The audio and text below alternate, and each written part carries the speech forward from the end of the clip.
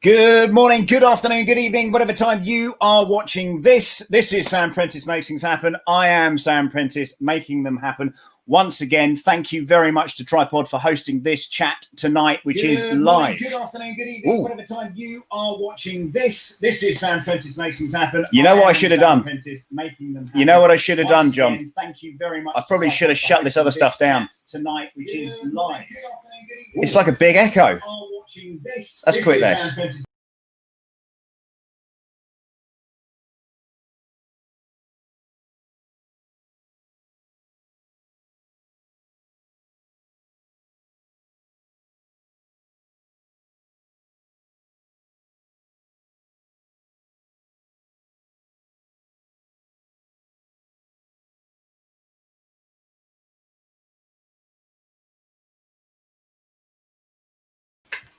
You know what we didn't test?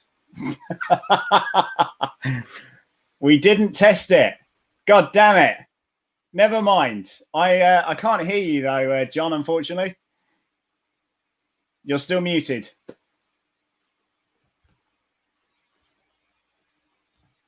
All right. There we go. Sorry about that. No worries, man.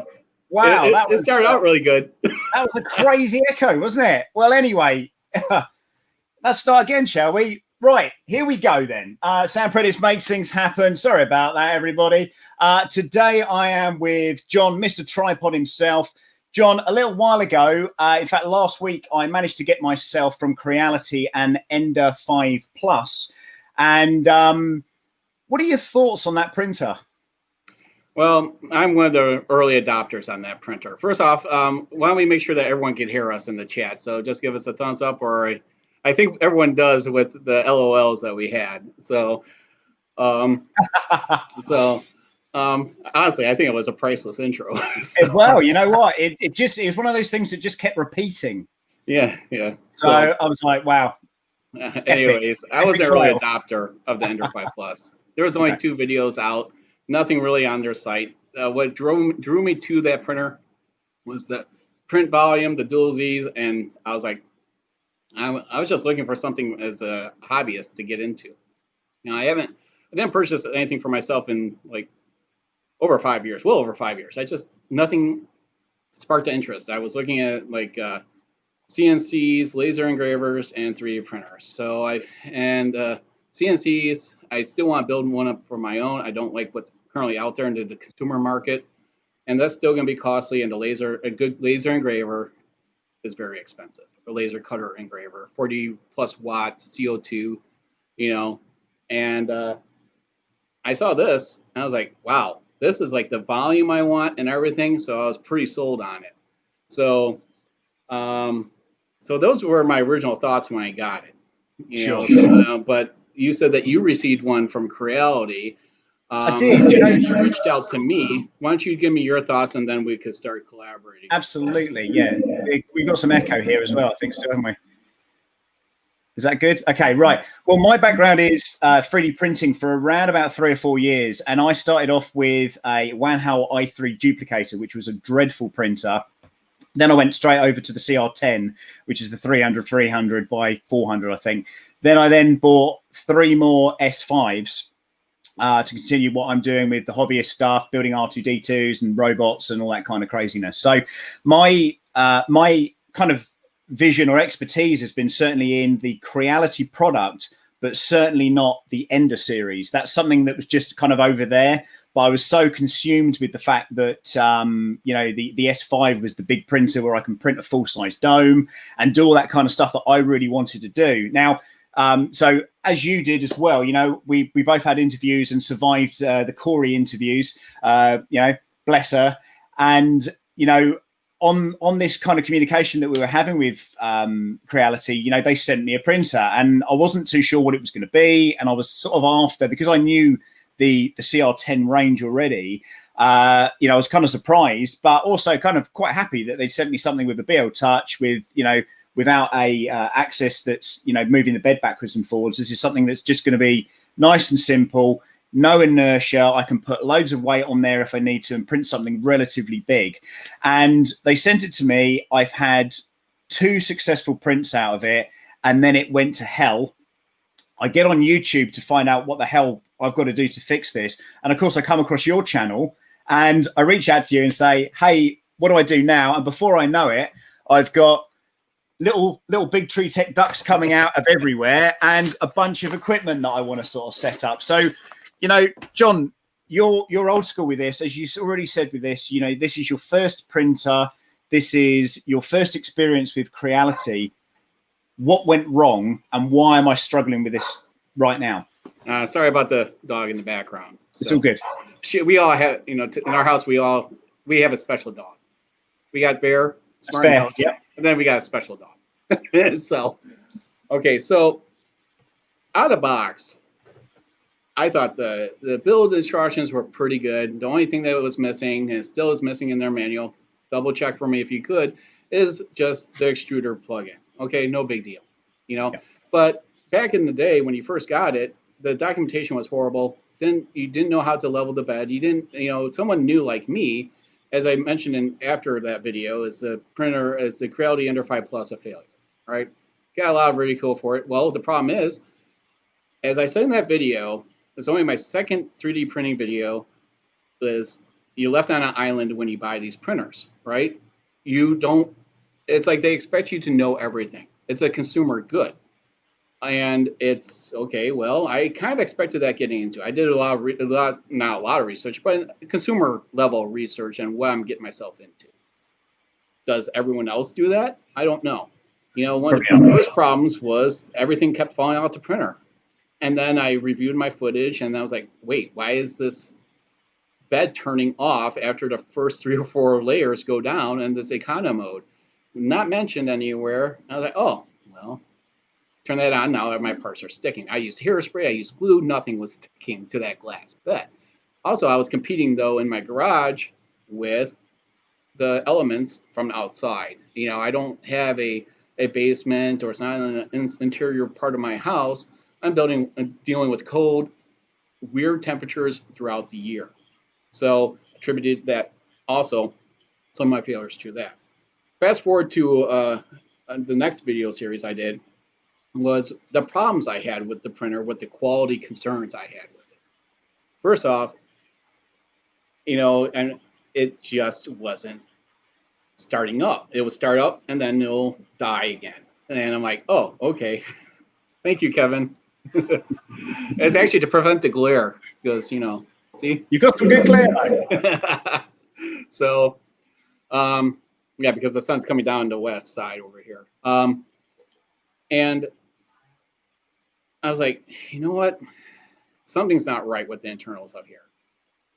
I posted a video about the failure that I was experiencing. When I turned it on, it just wasn't booting up and heating up, right? So I was like, you know what? I wonder if it's this power supply. And I brought that concerns to Creality. And I said, okay, well, they said, you know, they're, you know, took, you know, I get the time zone things of sending things out, you know, emails, correspondence, and it's only through Facebook Messenger. And the thing is they are expecting an average consumer, right? Average consumer, possibly someone with not any technical abilities at all, to take apart a printer and check something on the inside, right? Yeah. Okay, fine. I have no problems with that, but how many other customers are willing to do something like that? I said, I really believe it's the power supply. And no one had a problem with it. Again, I got this in October of last year. And then I experienced this, I think, around December into January, right?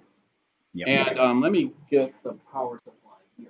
What was the, obviously the Meanwell power supply is now, John. What was that power supply at the time? Was it also Meanwell? No, not that was in there. That's a Ling Cheng or whatever you call it. Okay. Okay. Right. So I took it apart. I still have this always underneath my workbench. And so right here are the burnt out thermistors that were in there. I mean, they were all scorched. Wow. And when you look at this thing, the quality of the components that you're putting in here, I'm sorry, man. Look at that. Look at that. No, I'm not an electronics genius, but you're going to have a jumper wire like that on there. That, honestly, you're paying north of $500 US dollars for something. Oh, I just bumped. Bear's always in my videos. He'll introduce himself later. He just bumped into my little cart here. I did, I went the extra mile when, first off, I took it apart. I knew what I saw, right? And I got trolled on the Creality Facebook group. Say, John, you're making things up. It's not an issue, right? Okay, it's not an issue, right? Not an issue at all. Pay hundreds of dollars for a product that will fail in a couple months like me. It's an issue to me. Well, So, possibly burn your house down as well, John. So, yeah. There's got to be some comeback for stuff like that. Yeah. And so I said, okay, you know what? I'm going to open up a PayPal dispute. And for the amount of money that I'm going to spend on a decent quality power supply, which was a Meanwell. And you can see all this in my threads and everything that I put onto my Twitter and because I want awareness to be out. Okay. And they said, cancel your case and we will refund your money. Well, if you cancel your case with PayPal, you automatically forfeit. Yeah. And I even screenshot and sent them the link, said, no, absolutely not. Finally, they did refund me $100 for it. But I don't think that anyone should, because the thing is they were going to say, they were going to send me the same garbage power supply. And I said, no way, absolutely not. You're not sending that to me. So then I proceeded to my next video of upgrading and showing the differences between what a quality power supply is and what a garbage power supply is. And you still have backers of that to this day that power supply works for them. That's great. However, like I said, when you're paying this much money into a machine, you expect it to work and perform for an expected period of time. At least here in the States, they say, when the warranty expires, things die. And that's kind of what happens. And it's like, why should I have to buy an extended warranty on things here in the States? It's very popular. I don't know if it is for you, on something that should last longer than the original warranty. So if I do this and say this is a 1-year warranty, do I send a whole machine back? Do I send the control box? No, they're going to send you a power supply and have you, the consumer, rewire it. How does the average consumer feel about something like that?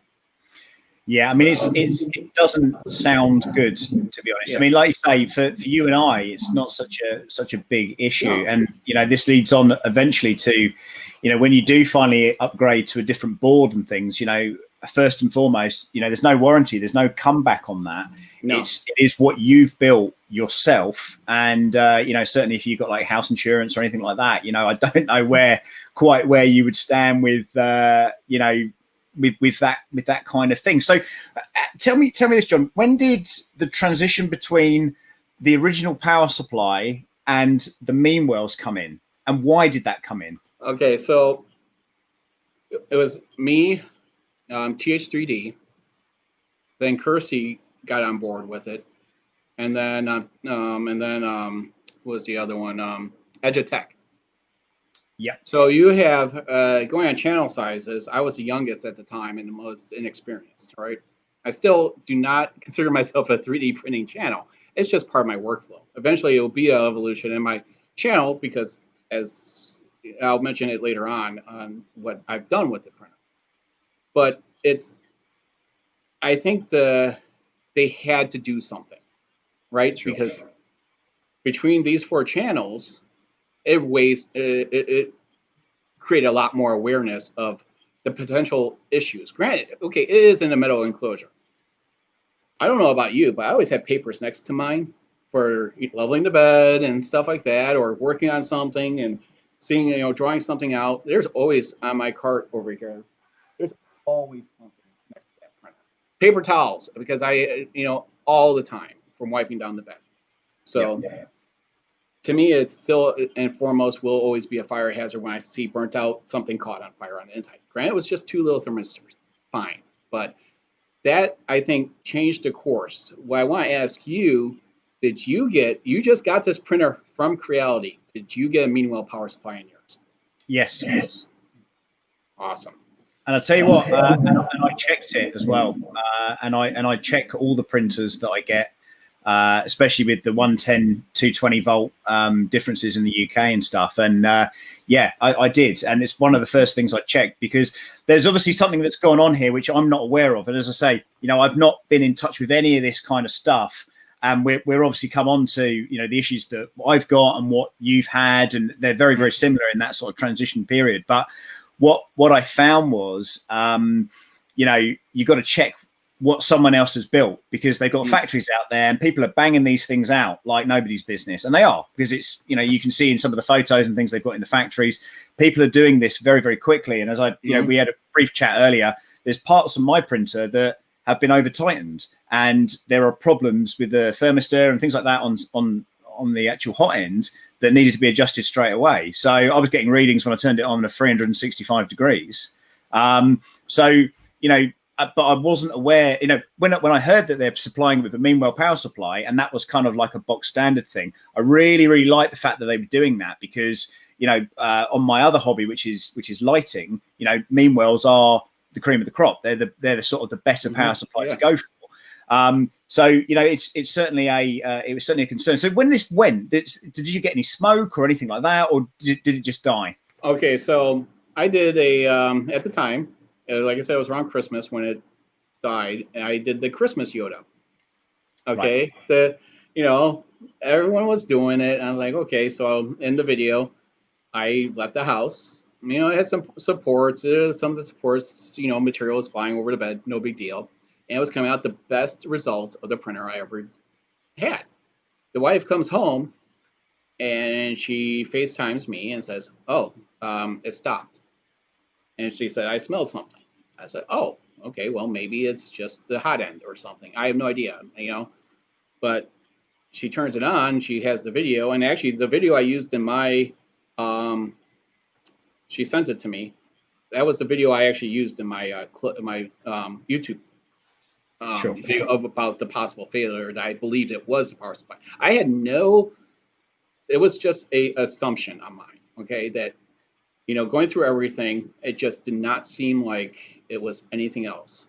And yeah, when you opened up the case, especially that power supply case, you just smell of, if anyone has, I believe almost anyone in the chat here has smelled burned electronics before. Yeah. There is a distinct odor when you get burnt electronics, okay? I have all these RC cars behind here. I can tell you how many burnt out speed controllers I had when I was younger, because I did not know that, I'll just hook up bigger batteries and I just wanted the things to go 50 miles an hour and take it out, and man, that speed controller it was burning up. So, and I just had a feeling it was a power supply, and I was correct. So, and as you said, they mass produce, but there's other manufacturers throughout the country that mass produce. Yeah. And there's quality control. When I put it together, there was, okay, I'll switch the camera here eventually, because Bear just keeps on kicking me. But yeah, sorry. There's quality control, right? So I had filament coming through the hot end, so I knew it was at least tested, and I expected this to actually last. So, and so you were saying that you reached out to me, and the printer isn't what you thought, right? And that's why you reached out. What struck me straight away, John, was that it was incredibly loud. And I've done the SKR upgrade on one of my CR10s, and it's quiet. I have to keep looking around. I don't always have it in here. It's now in the garage, but I have to keep looking around to make sure it's actually still working, because it's so quiet with those TMC drivers. It's phenomenal. And then I plug this thing in, and it's like a screaming Yeti in my ear. This thing's going on. It's not nice. And if you listen to that kind of stuff for too long, it sits with you. It's like tinnitus. It's in your head forever. It's in your house, right? That's in your house. Yeah. Okay, so the printer, this is its normal habitat over here. So my house. I've lost you there. Oh, can you hear me? Yeah, I can hear you now. Yeah. Okay, so sorry, I turned it so the mic is on the other side. So over here is the printer's normal habitat. Okay. When I built that cart. Yep. And the other side is the living room. honestly, and when I first got I liked the sound of machinery. Okay, when I turned it on, I kind of enjoyed it a little bit. It's like because it's doing something, it's exciting. But then, after a while, one of the kids' rooms is up here because it's a split level house, and the other one is down here. So they're like, Dad, I can hear that darn printer every night. And we live next to railroad tracks. So we're used to loud noises. And yeah, you're right. I didn't, at the time, I didn't know there was silent printer, silent drivers, the 2208s, and nines. I didn't know. And I think this is the funny thing with Creality, though. I think they kind of missed the boat with that. They should have just jumped on it straight away and just mass emailed everybody and said, "Hey, we're doing this now. Make your printer quiet." And I think we both share the idea of perhaps seeing a manufacturer like Creality maybe doing a 3-step sales package where you've got a very basic printer, you've got the kind of middle of the row, and then a kind of expert printer where you can kind of pick your own hot ends and supplies and whatever else you want there. And it'd be, we share that. It's weird because we shared that vision earlier, and I don't know why they're not doing it. It might be because it's too difficult for them, or they just want to, it might just be about the margins. I don't know. I really don't know. Yeah, and I actually brought that up with having a tiered system, right? I get it, the manufacturing could be difficult, but if you're throwing 3 different models out there, beginning, intermediate, and expert, you can make a lot more money. Oh, gotcha. So I just want to, reach out to our chat here community. I really appreciate everyone coming on. We do see the chats coming through. Yeah. After we get done trashing and accepting some things from Creality, we will get to your comments, but there is some awareness and things that people need to understand from a consumer base of what you're getting as a consumer 3D printer, right? That I wasn't aware of. Sam is definitely leaps and bounds ahead of me with printers. I only have one, and it's 9 this end. Yeah, so it's I mean, I think that Creality is starting to. Oh, there goes Bear. Hold on 1 second. What kind of lighting am I using? I don't know. Really cheap stuff on Amazon. It's a 3-point lighting system. But thank you for your comment, and thank you for your comment on the R2 as well. Yeah, David Wilson's put in there that the Ender 6 SE. They kind of did something similar to that. What I'm kind of talking about is like an E3D hot end or a Slice Engineering hot end or a Bondtech. Some component parts there where if you're wanting to print, there's Bear. Look, if you're wanting to print specialist material, that you could almost kind of pick that yourself rather than having to upgrade it. It comes in as a kind of stock item is kind of what I was thinking. But I've mentioned it to them. I think you have as well, John. It's something that's out there, but whether or not they bite to it, I don't know. Yeah. But yeah. So I saw the problems or the evolution where I wanted to go with this print. I was kind of disappointed where the Bowden tube setup, as I got to learn how these printers work, I saw people printing carbon fiber filament, flexibles, and stuff. I'm like, well, actually, let me regress. Let me go back to the silent boards, right? Yep. Okay. It's still my biggest video yet on there that took me a month to produce and to go through. And when I was doing this video was I wanted to achieve almost only one thing. Was to prevent that darn heat bed to turn off when my filament ran out and destroy my print. Okay. Right. Creality says they turn off, they don't, why have a filament runout sensor on a printer that turns off the heat bed? It doesn't make sense. I don't get it. It makes no sense to me.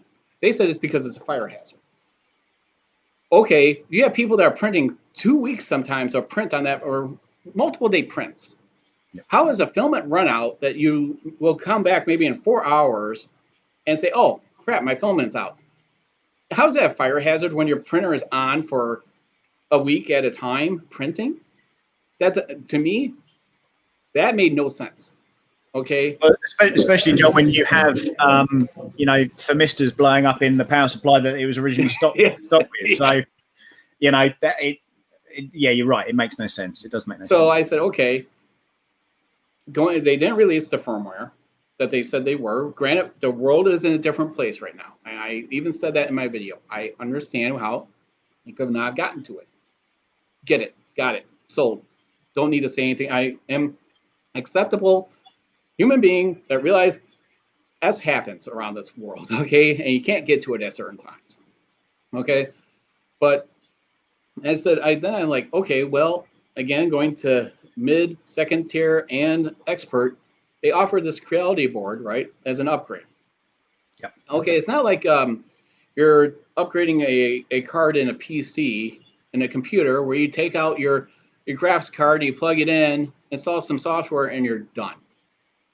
You're asking the customer to go ahead, take apart the case, open up the case, and rewire the whole thing. Okay, we're in a different playing field, apparently, with the consumer industry when it comes to these consumer 3D printers. Yep. Got it. Okay.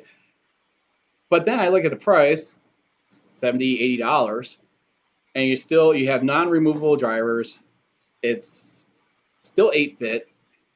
And does people need 8-bit versus 32? That's, you get more memory, the performance is better. You're future-proofing your machine by going to 32. So I did a ton of research on my own, no education on any of this when I did that video for the Big Tree Tech upgrade. And I had almost 23 hours worth of video footage to work with on that. Wow. And I said, okay, to myself, I'm like, when I did this video, do I want to break it up into a series, or do I want individual ones? Yeah. Well, it's my channel. And I said, you know what? I'm going to just do one video, tag in there where the spots are that you can go on your own. To me, I'm not a fan of breaking things up. I've done a couple of mine, like this garage makeover thing, because it took me forever. So as a woman I could do getting up and down that ladder, I was exhausted. So yeah, I did break up some things in a series. But when you're doing a project, I don't expect anyone to follow along, and do it as I go. But when you're doing an instructional video like that, I really do not like waiting a next week and a next week and a next week and then the next week to do it. But that's only me, my personal opinion.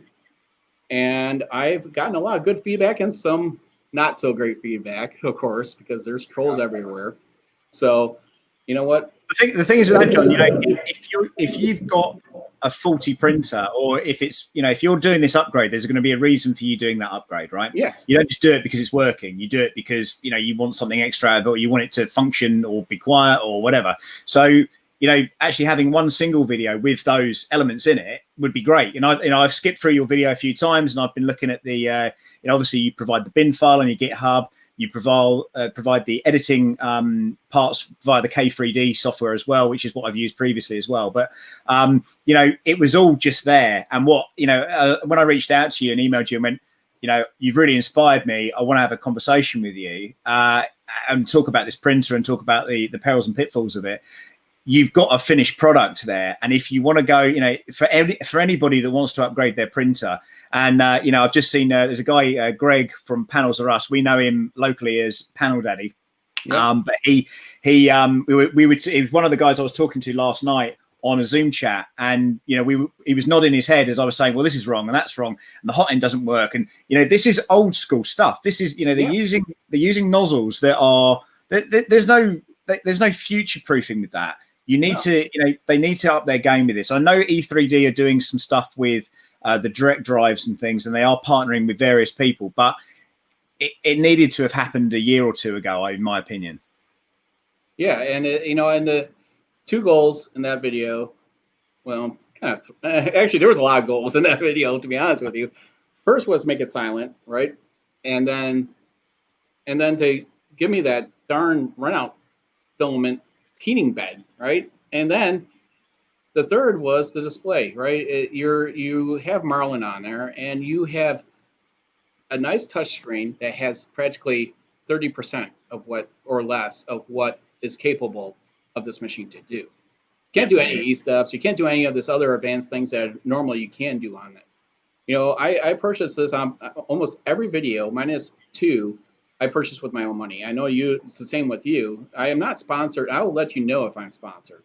Like my last one with the Micro Swiss, they liked what I did with the hot end, and they said, hey, you want the kit ahead of time? Just don't release a video until we say. I'm like, fine, you know, but I let them know ahead of time. You're going to get my honest opinion on it.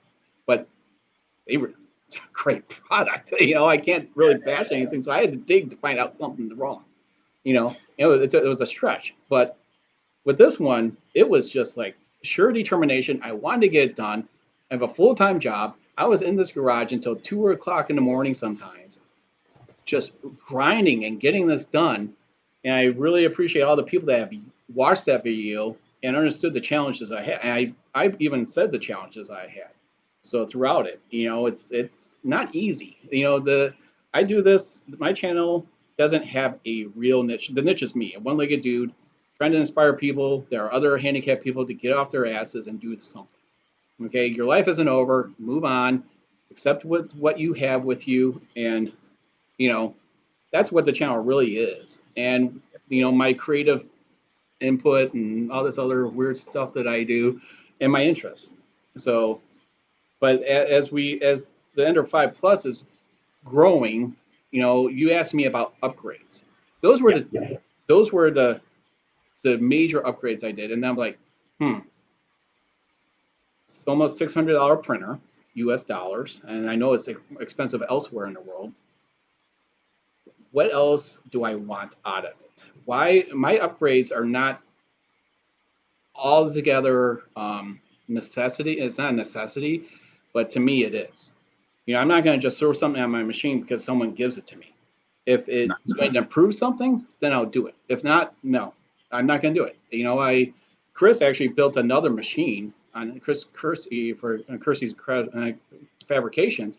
He actually did another live stream of a build of the Ender 5 Plus because he realized on his channel that he has an Ender 5 Plus that's basically almost just YouTube content.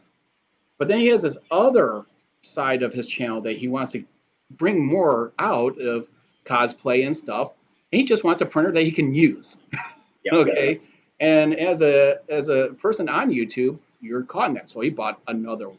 And guess what? He did not get a Meanwhile power supply in his. Oh, really? So that's still not fixed. Okay. Well, I was just wondering if they're keeping hold of surplus stock because it seems to be that, you know, it's like when you buy a car, you buy a certain color of car, then you see that color of car everywhere. You know, it's one of those things that all of a sudden, since I've got this, then I've found lots of other people that are, you know, like-minded individuals and stuff. So, you know, okay. So that, you know, where you're at the moment, have you got a functioning printer that you're happy with?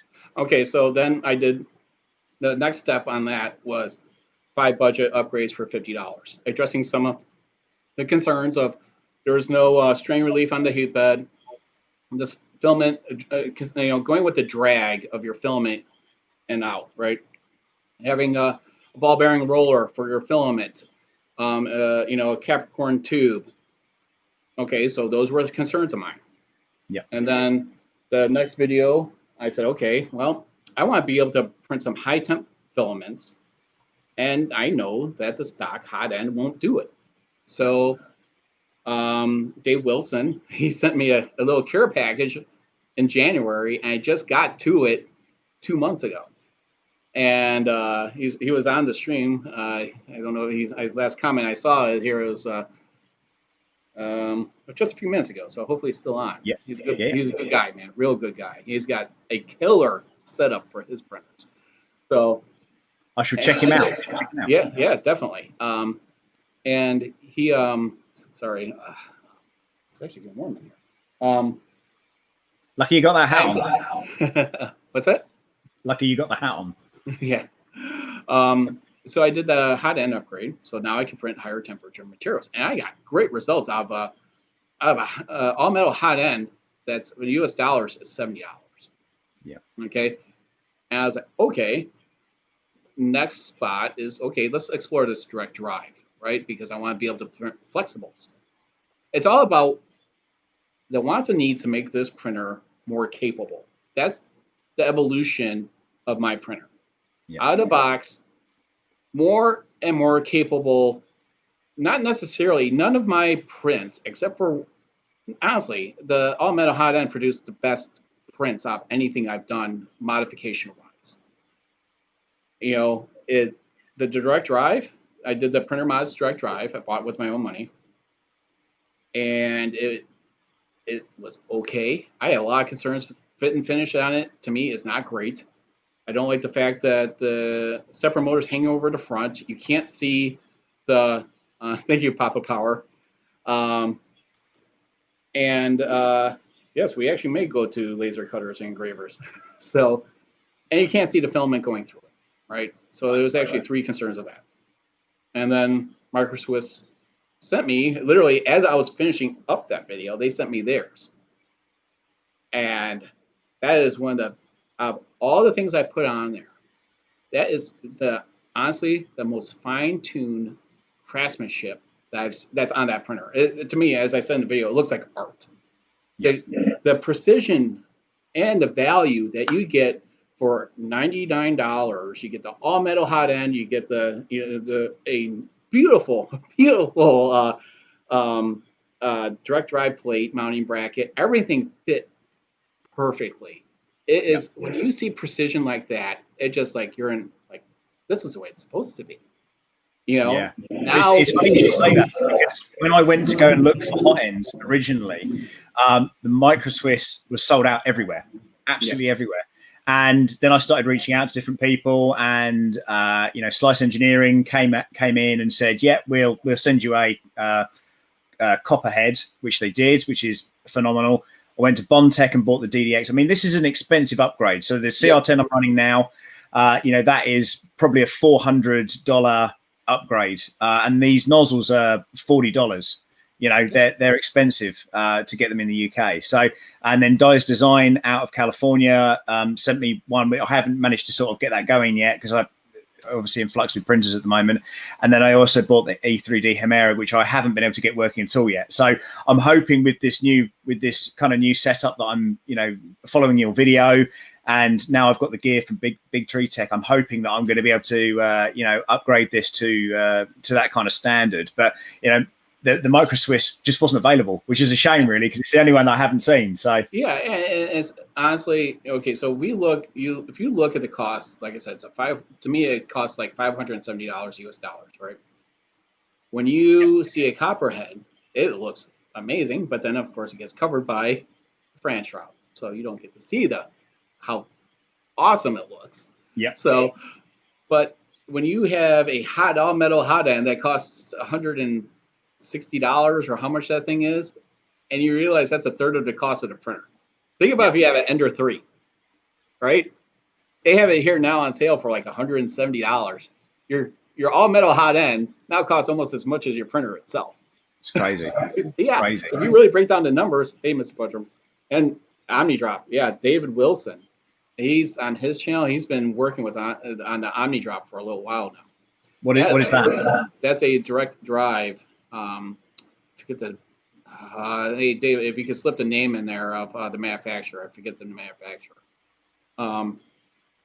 But yeah, on his channel, he's showing it. He's created the mounting bracket for it to help organize the cables and everything. It's really, really slick, and it's got a multi-gear in there. But as of right now, pretty happy with how the Micro Swiss. Yeah.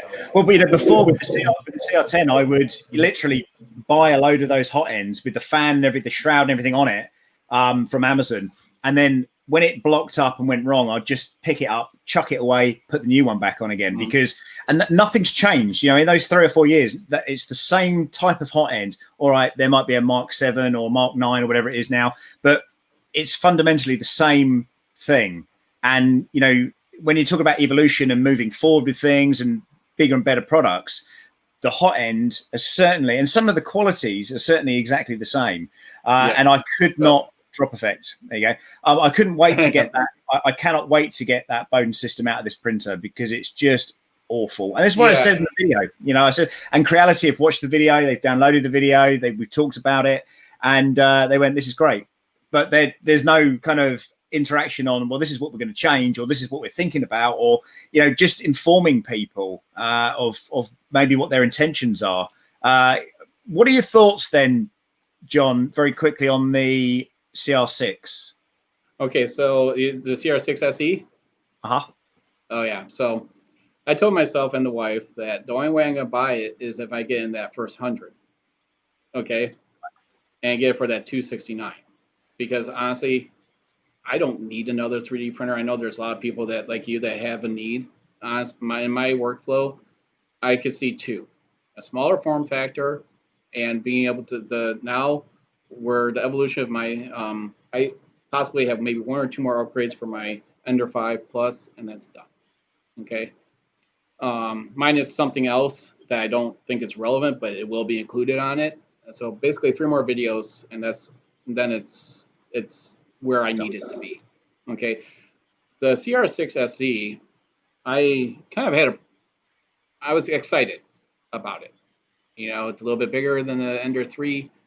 It's got some, the technology with the strain gauge for the bed leveling. There's no manual leveling at all. You're relying, technically that technology should have been out a long time ago, where you just don't worry about leveling that bed. The machine does everything. Okay. And I watched your video. The leveling of the bed, you had an issue with the Ender 5 Plus. So so the Ender the CR6 SE I was kind of excited about. But the problem is I think the crowdfunding, great step for marketing for them. Communication has been solid, right? For this is only my second thing I've ever crowdsourced funded, right? So I had no idea what I was getting into. Hang on, so you've got one coming? Yeah, I got one coming. Oh, right. Okay, I didn't know. Okay. Yeah. So I'm order number 91. So I got for the 269. So, and then I got the add-ons. I was deliberating, so I got like $40 of add-ons. Still, you know what? Still within the price point that I wanted. Fine. And I said, okay. Now the weight, right? So they changed their everyone thought that the lower the number goes first, and it's like they said, and then they're saying, oh wait, I could care less with which country, honestly. I really thought that they should have had a mass production of it first, and then said, okay, they're ready now, we're going to ship them. But a lot of crowdsourcings, I realized, don't behave that way. I bought another product, and they're just trying to crank them out. It's a small grill smoker. So, sure. So people are now seeing, oh wait, we're not doing the add-ons now first. We're just shipping the printer. I'm like, okay, and they're starting with the higher numbers first, working down. I'm like, okay, oh my gosh, the drama that's on their site, on their Facebook group. It's like, then they're saying, U.S. first. I'm like, why can't you guys just ship by number to no matter who they are? But again, they said they're a logistics company. They didn't agree with that. So they said you go with the biggest number first, ship those out, and then work your way down to different countries. So I'm like, it might have been possible, but be patient probably held it up. So that might be. Yeah. So I already have a printer. I am being patient with it. I realize that it's going to take time, but when they said that, they're going to, they had their stretch goals, and they said, oh, guess what? You're getting a 32-bit board now. Well, I called them out. I said, you guys we're going to do a 32-bit board in it. Why would you? They sent the demo units with 8-bit boards, I think on purpose, to prove that, hey, no, the crowdsourcing, you are getting a 32-bit. So I don't know, but I think it's going to be a good printer. You see the evolution, I think, where Creality should have been a couple of years ago in this printer. I think from all the reviews, it's a solid frame. It's, a guy with one leg. I'm not going to use the handle to carry it around. Sorry, but it's going to be so. But that you run her with that strain gauge now. It's a proprietary Creality product. I'm not a fan of. There's one thing that I hate the most is when you have a power adapter that's not universal, right?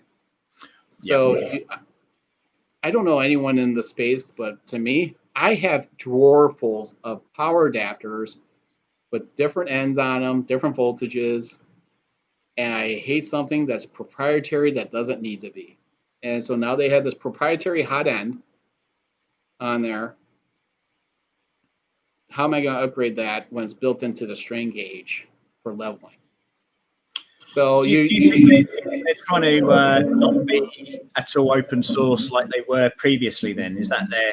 I think they're getting more away from open sourcing to where they're coming with the custom model, proprietary model. And you know what? Is there anything wrong with that? No, I mean you could buy an industrial machine, and you're not open source. I mean I could I have plenty of hobbies that are not open source. I mean there's nothing to say that they can't be, but for the community, how large it is, it's better to be open source. I would say so, yeah. Especially as the majority of the support comes from that community.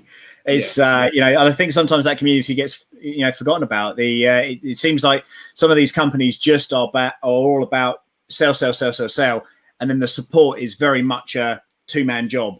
So you notice what they do, Creality, right? As soon as you buy a printer, they want you to join their Facebook group. And welcome to the community. You know why they do that? So you can pose your questions to the community. And the community answers it for them. It's actually pretty brilliant because it reduces the workload of their customer service and the community takes care of them for them. Brilliant. Yep. Why do you think they always want more? They do these giveaways for people to join. Makes sense. Yeah. I mean, it makes sense. I mean, it's the outside person looking at it as a business model. I would do the same thing if I had high, low employee count. You open up a Facebook group. You let your customers help answer some of those trivial questions, or even if they're hard. You got some experts out there, and by all means, I'm not an expert in this field. Never claim I would be. And David Wilson just said says his was shit, but who knows when I'll get it. I say I have an ongoing joke. Mine would be my Christmas gift under the tree from my family. Okay. That's when I expect to honestly get it. Am I going to do a review and unboxing of it? No.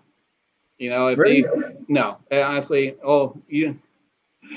if I did it, I might do it, and it'd be a kind of surprise. But it's not to endorse Creality. I don't endorse anyone unless they, if they want to send me a product, you're going to get my honest opinion. So, do you reckon they've held yours back to put a dodgy power supply in it? Yeah, just out of spite. Well, they actually, someone said in one of their posts that it wasn't a mean one. No, really. Yeah. Okay. So we'll see. Okay. I'm speculative on it, but yeah. So my I'll have it next to it, or I may have it. This is I got to fix my. I am into a lot of things just like you are, but I have this paperweight over here of my BGA solder rework station that's going to be in a video to repair it, but I may just sit over there. It's like a perfect spot for it, and instead of to me. Printers, it's nice having a smaller one to get some of, the Ender 5 Plus will be my large volume and exotic filament printer. The CR6 SE will be everything else. So I see the need for two printers, but as I build out this other section of the glass, we lost you again there a little bit, John. Sorry, so over here, there'll be a CNC machine later on and laser engraver. But that's the evolution of the channel and getting the sign off from the boss, the wife, to get those things as well. Absolutely. So what I want to touch on real quick now, John, is that, you got onto this SKR board, you've installed it, and I had some questions because, like you've said already, we're putting this out to people, this kind of content out to people that have not got much electrical knowledge, and you know, your video is phenomenal, it's brilliant, and you know, I will follow along you know, probably this weekend and get my printer upgraded and stuff. But you know, is this dangerous? Yes. Good. Okay. Well, that's actually well, I have a disclaimer in every one of my videos. Okay, is that you are doing this out of your own accord, and by all means, you're not going to be an expert. I'm like, just because you're doing this, you're not going to be an expert, right? Something like that, right? You're dealing with voltage. You're dealing with everything else. I tried my best to do the wiring, show the wiring, pictures twice. Chrissy went to the next level. He did a whole SKR tutorial as well. So there's some similarities between the two, but he did something else where he helped you go through the schematics. I chose not to because, you know what, I could read schematics too, but I just said, you know what, here's the pictures of the wiring, you know, and so he took it to another. So I would suggest that not only that you watch mine, you also watch Chris's as well, because between the two, you know, I walked you through the Marlin config through using the K3D Cheetah. Yep. Chris just has his firmware out there, but he has some benefits on his. I only have one board. He ran through two, right? So he ran through the Mini and the 1.4 Turbo. He has the test results from both. You said you have a stack of stuff over there, so I'm curious of what boards you have. So yeah, I've got the turbo. I've got a couple of sets of 2226s and 2209s, and the 1.2 boards, and a 7-inch screen, and a 3.5-inch screen, and a bunch of other stuff. But you know, I've got another printer coming that is just a frame. So you know, part of that, the 1.2 board is basically to run that, and the 2226 TMCs are to run bigger drivers because it's a Core XY. So you know, that's part of my reasoning. But then you know, it's funny because I keep having stuff turn up, and I forget that I've ordered things from China. And you know, then I might order something from Amazon because I just need it now. And there's all these boards turning up. I'm going, oh, let me just check my Amazon. No, it's not from there. Oh, it's from Big Tree Tech. Right. Okay. And so you've got to, you know, you've really got to remember what you're doing. Yeah. I was like, it took 3 months for me to get something from Big Tree Tech. So that's crazy. And it was, you know, but again, it's, well, here in the States, it's a little bit different, you know? So, I mean, because you know, stuff is arriving by ship, I guess. I don't know. There's, you know, there was a travel ban a long time ago. They're definitely flying it into London because I've seen the manuscripts and stuff today, but I've got more stuff arriving. So going back to your video, is there any hints or tips that I or anybody watching this perhaps should be aware of that, you know, perhaps it's an afterthought or something that you think, oh, actually, this would be quite useful, beneficial? Yeah. Pay attention to the BL Touch wiring. Okay. It's very important for that. And then there's a part in the video where, it's in the Marlin. I'm not a Marlin expert at all. Okay. Again, I did this all by my own research. Okay. There's lots of other channels out there like that Chris W. Rutkowski. He does a really good job with Marlin configs, but he's more on the Prusa side. So, but it gives you an idea. And a lot of the printers are kind of similar, right? With that, you know what you're using.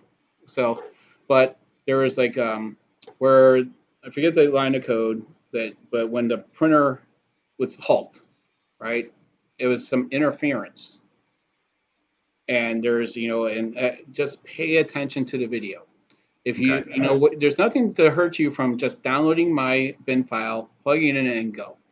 You want, honestly. And then you can be like, okay, I want to get rid of that darn Tripod's Garage thing because that's what it says on there. Okay. And yeah, you know, fine. You know what? It's my bin file. I'm gonna put my name on it. So, and then you know what? I think I might just do that. My difference is the 2209s, of course. But you know, I might just have that on there just for shits and giggles. You know, that's And the thing is, that someone posted a video, you know, because I've helped out a lot of people. I've FaceTimed them and helped them out. And that's one thing you don't see on my channel is I actually have helped out a ton of people. Because I tell them to, you know what, go on to K3Ds. I'm not sponsored by them or anything, but just throw it on there. It's none of Creality's concern, right? I use K3D's product. It's a Marlin, type product, right? Throw it on there because I'm more active on there because it's something that it means a lot to me that I put a lot of time and effort into that video, a lot. And I said, just throw it on there. My Facebook page for Tripods Garage is clunky. I'm not a fan of the Facebook page at all, how clunky it is. But throw it onto at least the K3D because I would get a notification every time that someone posts something on there. Put a video out there.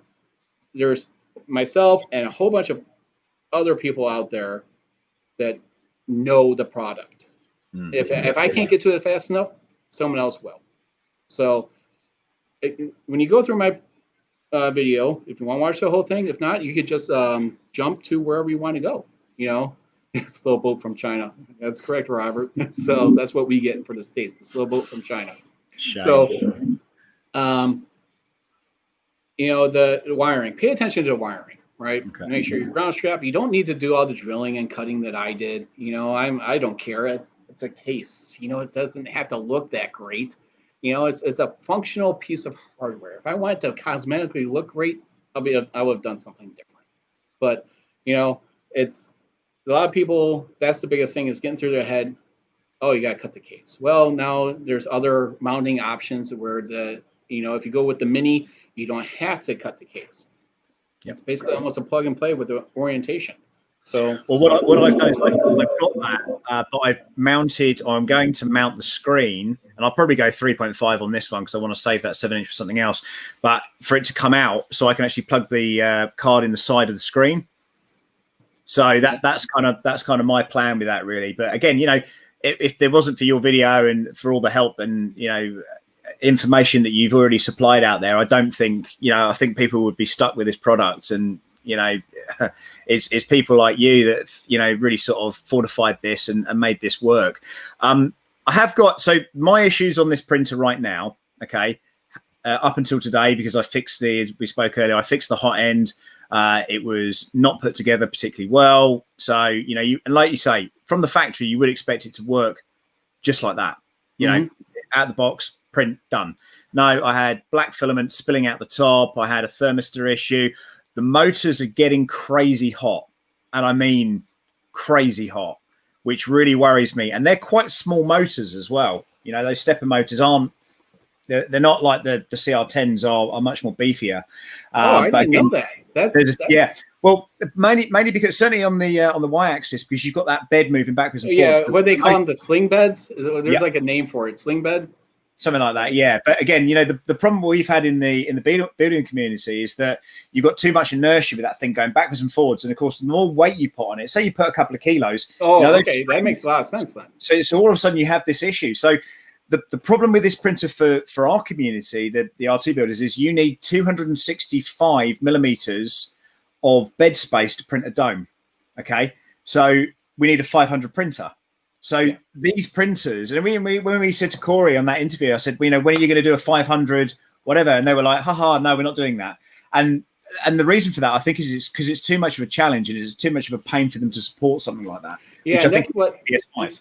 And honestly, that's what led me, the design of the Ender 5 Plus, that's what drew me from it. It was, instead of the sling bed, it made sense that it just went down, and that the lightweight nozzle, okay, that's one thing that's great with the Bowden tube. It's lightweight, and theoretically the higher speed printing, right? You're not the inertia of the weight. When you get into that, I didn't bring this up on my direct drive video. By moving the stepper motor on top, now you have the inertia of the weight on the top that's not meant for it, right? So you're limiting your print speed no matter what. But to me, it's not a big deal because I rarely ever go above 60 millimeters a second on mine.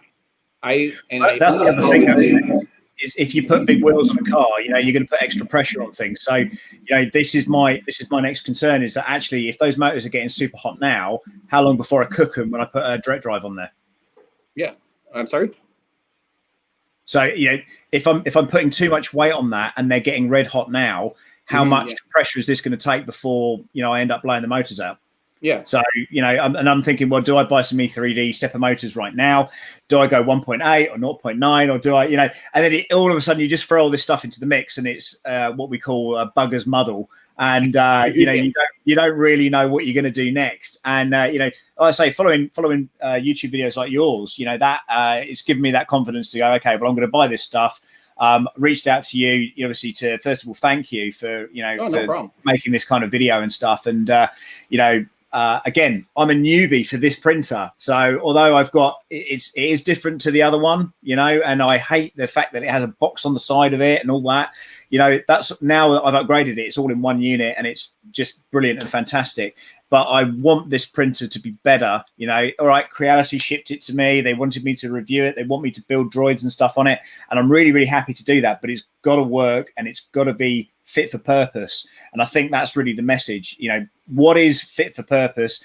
And if, you know, if this is gonna be a good relationship between us, the builders, you know, we always in the builders group, we always say, oh, you know, are we prop builders or are we 3D printer engineers? And unfortunately, certainly with this brand right now, I feel like we are engineers, because we're constantly, you know, giving advice to people on how to fix things, and this goes wrong and that goes wrong, and this is, oh, that's going to break in about 100 hours. You want to replace that as soon as you can, or get it on order. And when it does go, you know, I don't think the end of 5 is as bad as that, but you know, again, it's a work in progress. But I don't know. So you haven't got any issues with hot stepper drivers? Not yet. So the Y-axis, it gets hot. So, but it's not like it's scorching hot. It's just, it gets warm. You know, it's got the most movement, I think, of any of the axes on there. So yeah, it's but David's just said about the probability of the voltage maybe being too high on the steppers, which would be interesting. And what I'll do is I'll get a multimeter on there and measure what kind of voltage I've got coming out of that on my next video. But again, you know, it could be interesting. It could be interesting. And of course, you know, with the TMC, that they automatically, you can set that inside the software anyway. You don't need to mess around with anything, right? Correct. So, yeah. So you don't have to adjust any of the pots on there, the potentiometers.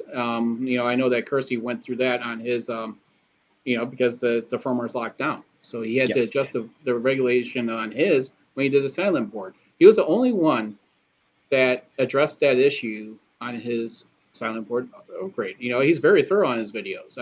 You know, we're going to do a collaboration on his for the SKR board, but it just never worked out. You know, so I knew he was going to be doing it, and he knew I was going to be doing it. So you know, and that's why he tailored his a little bit different than mine. You know, we both knew we were going to put him out. You know, because it was right when in March, right when this stuff was happening in the U.S. You know, I work from home. I was working from home now, and we're still adjusting to that. So, he's got a lot of content that he's putting out that, you know, the people are sending to him. So he was getting backlogged, and he's like, I'm sorry, I wanted to. It sounded like a great idea, but it didn't come to fruition. So, you know, so when he did his silent board from Creality, it was very interesting to see that, because you're locked down on the firmware side, that he adjusted the pots manually.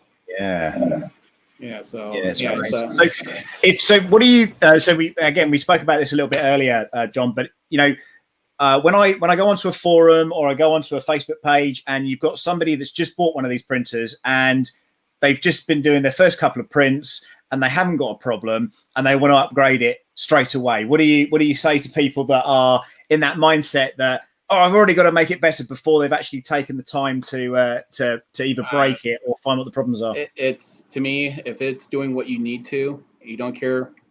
If the noise is not a concern to you, if you're just an enthusiast, I say you don't even need to do it. You know, I was achieving a certain level of precision of what I want to get out of the machine.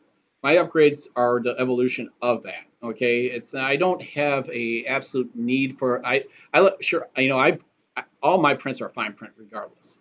I almost never print at low quality. Okay, it's slow, it's methodical, and that's just the way I like it. You know, I just don't know, when I go onto Creality's Facebook group, I see some of the most atrocious benchies and just stuff. And it's like, well, these are average consumers that buy a printer and don't know what they're getting themselves into. They just think out of the box is going to work. You assemble it, done. Okay, now I'm going to get this perfect benchy.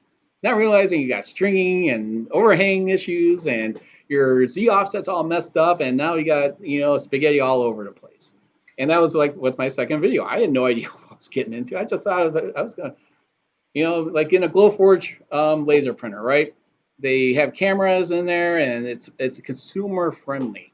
If you go with a K40 or a Chinese 60-watt laser, you better know what the hell you're getting into. To me, it's the same classification as that. You're not getting a consumer-focused group.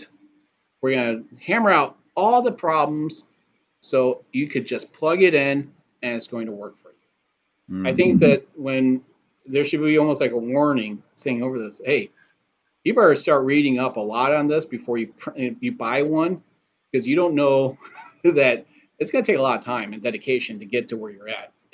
If I see a lot of mine print out pretty darn good stock after I went through, the power supply and that, I was pretty happy with it. But then I was like, I wanted to print flexibles, hotter temperature stuff. And the only thing that Creality has ever sent me that I didn't even ask for was their enclosure. And I know you touched base on that. Yeah, we did. So I saw this thing being, because I do try and tune in when there's a Creality thing, and as you know, we've both been interviewed by Creality, and as I alluded to before, we had some plans, before Corey made an exit, and they asked me to do some stuff, and we had an agreement, and we were moving forward with all that kind of stuff. And it may or may not still happen. Depends how this interview goes, I suppose. But as we sort of transition forward on this, it kind of just went a little bit kind of off the wall. I don't know. It's interesting. It certainly is an interesting one. But I don't know. What is your thoughts? What are your thoughts? Well, they sent me this enclosure. Okay. First off, they interviewed me. I was not. I'm like, you really want me on your live stream? I kind of really trashed you, okay? Yeah. But I know to be cordial, right? I'm not going to be. Someone's inviting me to be their guest, right? If you don't like that, say you're going to someone's house, and you're with your significant other. You don't like that person, or just even your in-laws or whatever. Are you going to just treat them like garbage when you go over there? No, you're going to be cordial. You're going to put your best foot forward, and me, that's my only foot. So we put that foot forward, and I was nothing but cordial to them. They even asked me about the power supply. I said, well, yours might be lasting longer than mine, because think about it the way I said, you need to think about the conditions I'm in. I'm in a cold garage. My garage could get well below freezing throughout the almost 4 months or 5 months of the year. Yep. And so that power supply is going to ramp up to compensate to get to that temperature. But there should be, just like the mean well, you could go over the power, and typically you're going to be fine. As I said in the live stream, that it's not the case with this one. 500 watts, maybe for a couple of minutes, but not. It's not definitely not going. You will not be able to go over. No. And then they sent me this Creality enclosure, which I was not a fan of. First off, it's big, it's atrocious, and all the electronics are inside one box. We all know that. Which is what I said to these guys. I said, so what about, heat and stuff? And they were like, that's not our concern. And it's not something we thought about. And I was like, wow, this is supposed to be a well thought out product line here, guys. It's just bonkers. So you know what that product really is? It's like a grow tent. There you go. I had no clue. No clue when they sent it to me. I was thinking it's more like I go camping. I was looking at it as like an outside shower. That's what it looked like to me. And that's what I actually did. It was like a shower picture. But no, you want to grow some weed in it? Just take it out to the side of your house and throw it. It's like, I'm like, holy cow. They just basically took a grow tent and made it black and threw their name on it. That's it. That's exactly what they did. And, it's funny because I was watching this stream, as they were showing this, and I was like, man, it's just a grow tent. And they were talking about a baby being put inside of it. So Ben went inside of it, right? During Ben, I think he actually sat inside of it. So really? Yeah. Oh my God. Yeah. Yeah, So it was mad. It was all kinds of crazy. And, you know, I guess it always strikes me that, you know, which is the funny thing, because we were talking about doing interviews in the West. And I was going to, you know, we have somebody there doing the hand holding. So things, you know, so I don't go crazy and, you know, start talking about Prusa on their channel or whatever it would be. And the idea was supposed to be that I would be doing interviews with people in the West, and I'd be engaging, and we can talk to each other and, you know, have a good understanding and an interest, a common interest. Yeah. And, you know, kind of what I see there, and I hate to say it like this, but it seems to be some good looking Chinese ladies basically pulling in the demographic of men between 35 and 50. That's, and I hate to say it like that, and I hope I don't get bombed on. No. The thing is, I think you're absolutely right. You know, you got a very successful YouTube channel on there on that same exact niche, right? The problem is you go on these, right? These girls, they are representing the company. Yep. I have all the respect in the world for them for what they do. But the problem is they can't answer a question to save them, except for maybe a shipping question or availability. When you ask technical stuff, I like it when the engineers get on there, but unfortunately they don't speak English or it's very, you know, loose. They can't answer your questions without them, and it's being interpreted. It takes a long time, and that's why I found out about the heating bed being turned off, saying it's a fire hazard. Which, again, as I said at the beginning of this cast, is that doesn't make any sense when you have prints that last a week, and that hotbed's always on. So, whatever, engineer. Sorry, you did not prove anything to me. But again, you get stuff like that on there. When you're on that live stream, you know what? Just make it a giveaway to get people interested. Yeah. When you can't answer the technical questions, you kind of like pull back. I used to be on them once in a while. I'll say hi, and then I'm off. I'm not, you know, this is my last, you know, if they want to send me stuff, fine. But this Ender 6, or Ender 6, CR6 SE is my last Creality printer. I had no need for another 3D printer unless there's a total evolution in the products, because then I'm moving on to the CNC printer and the laser engraver from there.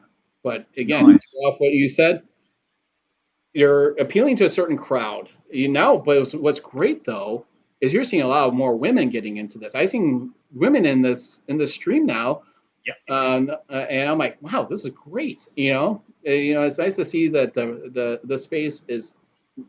It's been a guy space for a while, but it's when you go on Twitter, you go onto these community threads, you're seeing more women and kids being into it. You know, the kids doing these, you know, the protective equipment, you know, for face shields and the air savers. It's great.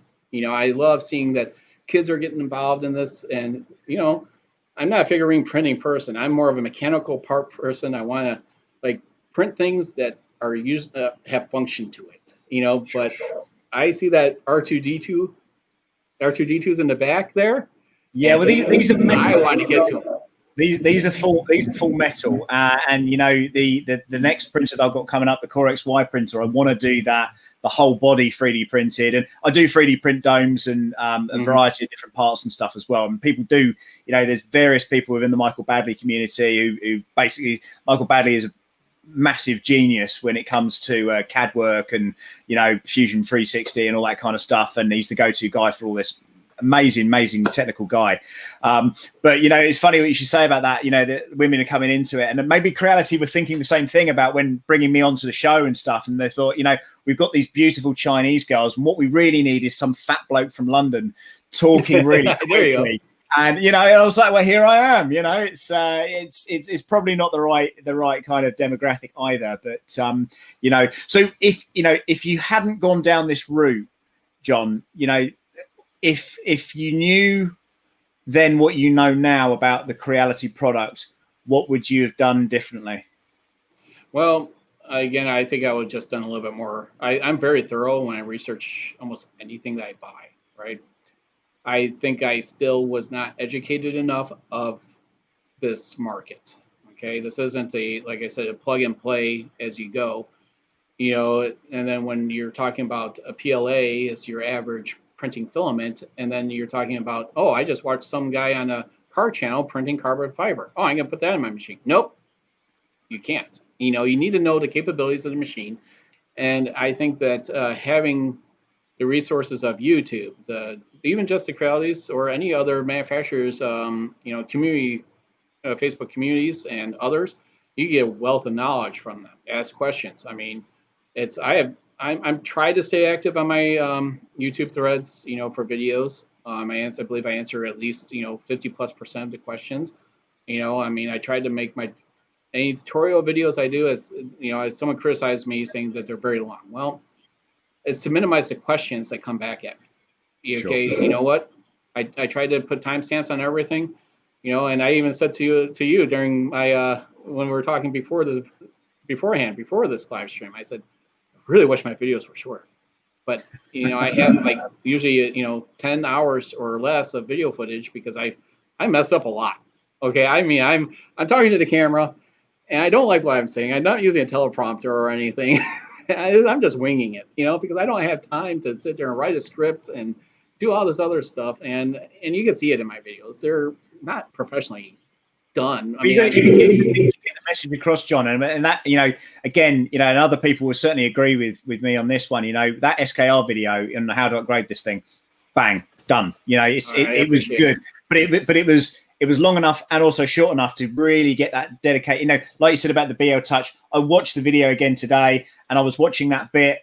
Where swapping the cables around and all that, and I was like, yeah, I'm going to have to come back to this again. And this is part of the thing, this is why you keep getting those numbers up and up and up, because people will go back to that part, rewatch that part, then, and that's fantastic. And again, the information, sharing that kind of information, not keeping it to yourself is really, really key with this community and YouTubing or, influencing or whatever you want to call it. It's you're doing a really, really good thing. Well, and then it comes from my work history. I'm an IT manager full time.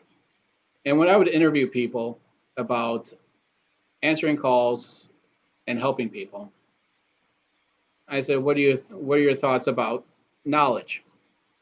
If someone tells me they're going to withhold knowledge from another person, you're not part of my team. Sure. Everyone benefits from documentation and having something fixed, right? Going out there, I was more or less wordsmithing. I was a blogger. Okay, I would just go out there. I created some WordPress sites, and I wasted a lot of time just typing stuff up and doing pictures when I could have just done YouTube. Years ago. That was the way I did it, And if you're if you're gonna retain knowledge for yourself, you're not benefiting anyone. And that's, to me, was like what you said, throwing it out there, have fun with it. And of course, at the end, I said, I'm not gonna be just the first and only one here that does something. I expect someone to do it better than me. I expect people to be better than me in anything I do, because you know what? You learn and you grow. So, and that's just it. I do YouTube for fun, and then it's like and for education. So, I really, like I said, I got some interesting ideas, and they're nothing to do with video. I really hope I hope, John, that they involve bringing your brother in so we can really see the real John. Yeah, and a few beers or something. I don't know. It's that's what I've been thinking. It's like maybe I just need to. As we talked earlier, I feel that my personality doesn't really show on those videos at all. Because it's like I feel myself being the technical John instead of the person that I am in my videos. I don't feel loose. I don't feel like I could joke around because I'm talking to a frickin' camera. There's no one next to me. When you see a collaboration of people on there, you see their real personality. And I feel like in my videos, your videos, I love it. You got the personality in there. You're, as I said, your videos you keep them engaged, people engaged, and they're shorter, but I almost had to feel like the need that it should be longer, but they're like the perfect length. Thank you. Yeah, because there's other, when you went through that Under 5+ video, there's so much people already that built it, but you went through I'm going to just slap this together, and this is the problems I have. Yep. Hey, I mean, that's what people need to know now. There's tons of build videos out there now. Well, I knew it wasn't the first. So, and this was, this for me was weird because I was like, why are they sending me this old printer? It's it just wasn't. It didn't really kind of make sense. It almost feels like they've got a surplus of them now. Yeah, everybody's going for this newer printer, the CR6, and now it's kind of like, hey, let's get rid of all this stuff to these, wannabe YouTubers or whatever you want to call us, commoners with not many members and stuff. But again, it's you should feel fortunate. I haven't gotten shit from them. So, but a freaking grow tent. So well, yeah, okay. But you never know. You might end up with another plus if you're not careful. Yeah, who knows? I wouldn't know if I just do a giveaway on my channel. Honestly, I don't have another need for a plus. So yeah, I tell you what. I will just quickly say I've got an FL Sun Q5. It's a Delta printer, very small, 200 by 200. It's amazing. It really is great. And I do this thing where I travel and I'm away with work and stuff. And it's great taking this into a little hotel and setting it up. And it's a 32-bit board. It's got TMC 2208s on it as well. It's silent. It's lovely. So is that the one that the filament loads into the back and gets covered? The filament open? It's the filament's on top. And then it kind of goes into I've done a video on it. I think I released it today maybe, but yeah, it's a really if you ever look for something that's going to be a little bit crazy, I do love those Delta printers. They're something else. Should we take some questions? Oh, definitely.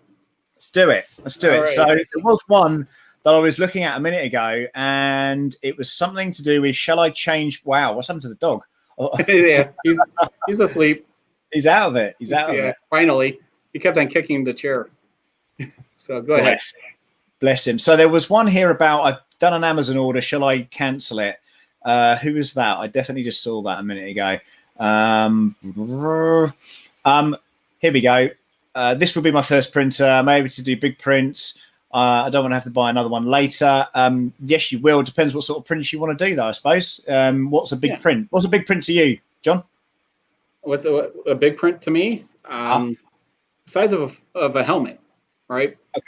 So if you really think about it, I didn't even watch The Mandalorian until I don't know if you watched it on Disney Plus. I don't know if you have it, but I felt like I was the last person on Earth to actually watch it, and that was only a few weeks ago. So in that case, you were. Barrel over. Now he's awake. So he pop up power. Honestly, if you think about it that way, you got the Mandalorian helmet and the Iron Man helmet. That's your volume. It's basically that's the size of your noggin. So it's honestly, I want to do a return. It's just knowing what you're getting yourself into, right? Sure. There's especially with Sam here and other people pointing out some pain points that you could expect. Average person getting into 3D printing. This could be a totally fine setup for you. It's when you start to evolve and what you want it to be different, and you're not getting bored, but you're just thinking about, man, this printer is a little too loud. Man, I really want to print some more exotic filaments than just PLA. Okay, that's when you start to say, okay, let's look at other content out there and how to get this done. Don't expect any support from Creality. No. That's Ellis Clark has just posted up that he's going to be converting to a Core XY. Well, I'm interested. Is that a K3D one, or is that there's 2 or 3 brands I think out there that do that? Let us know which one you got no interest with that then, John, on Core XY and Okay, that's okay. You got a lot more belts. You got to worry about the tension of them. I'm not the biggest expert when it comes to this. I think Sam could actually fill in this better with me than me.